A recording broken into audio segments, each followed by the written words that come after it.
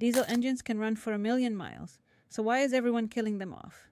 Here's the cruel irony. Diesels outlast gas engines by 300,000 miles. Europeans have worshipped them for decades. So what changed? 2015.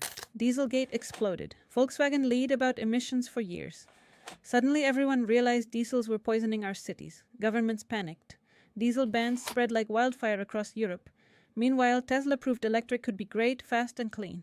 Even BMW and Mercedes abandoned their diesel dreams. Follow and share this with the next Ferrari, Audi, or BMW owner in your circle.